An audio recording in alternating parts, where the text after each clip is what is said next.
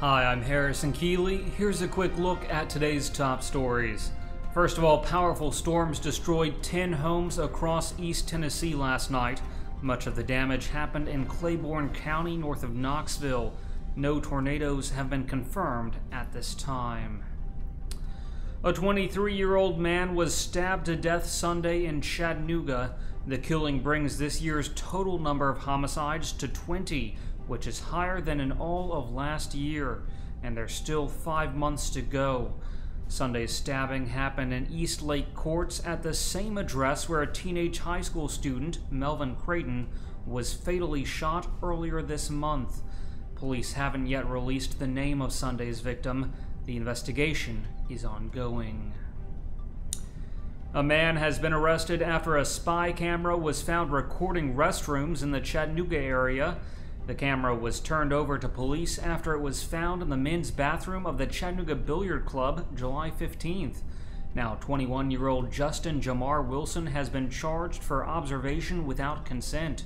Investigators used the footage from the camera to identify where Wilson worked and placed him under arrest. Federal officials have brought more than 700 refugee children to Tennessee, and the governor's not happy. The unaccompanied children crossed into the U.S. to flee violence in Central America. The U.S. Office of Refugee Resettlement has been placing kids in states across the country while they await court. But Governor Bill Haslam is upset that federal officials brought the kids to Tennessee without notifying his administration. In a letter to President Obama, he said it was unacceptable that he became aware of the refugees due to a posting on a government website. A Chattanooga man has been charged with raping a 2-year-old girl. Police say the incident happened July 14th. The next day, the girl told her grandmother and a nurse found bruising and hemorrhaging in the area. 27-year-old Michael Shelby Skellinger told police he was drunk at the time, and he called himself a monster for committing the rape. The girl said Skellinger hit her when she began crying. Now he's in jail on a $300,000 bond. A Cleveland man has drowned in Polk County. The 57-year-old man was swimming in a cove near Max Point Recreation Area. A camper said he saw the man having difficulty, but by the time he got to the spot, the man had already gone underwater. The U.S. Forest Service is investigating. Tennessee is now one of the highest risk states for earthquakes. A federal study shows the level of earthquake risk here has increased dramatically between 2008 and this year. UTC geology professor Jonathan Mize says we should be somewhat concerned about the change. 36 small earthquakes have been recorded in East Tennessee in just the past year. 2 were last week. Tennessee is now one of the 16 states at highest risk for an earthquake.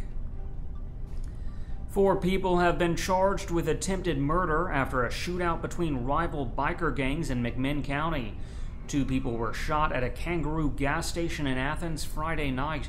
Police say it happened during a fight between the Widowmaker-Outlaws and the Heathens-Nomad biker clubs. Jared Grant, Robert Wood, Thomas Ingle Jr., and Jerry Henry were all arrested. The conditions of the bikers who were shot have not been released. A husband and wife are in the hospital after their motorcycle crashed into a concrete barrier on I-75. The accident happened at exit 20 in Cleveland on Saturday. Dale Dockery and his wife Karen, both 48, were taken to Erlanger. They were traveling from Knoxville to Chattanooga. The extent of their injuries is unknown. The Tennessee Valley Authority is ending its Live Well program and closing most of its employee fitness centers.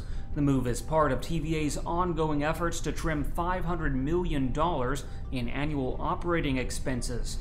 The utility has operated gyms at 37 sites since 1990. Most of those will close next month. TVA President Bill Johnson says the facilities are in terrible shape and that fewer employees are using the equipment. He says the facilities are used by less than 10% of TVA's staff. 3 fitness centers will remain open, however, at the Sequoia, Watts Bar, and Browns Ferry nuclear plants. Finally, Rick Santorum is endorsing Weston Wamp for Congress. The former presidential candidate came in second in the 2012 Republican primary.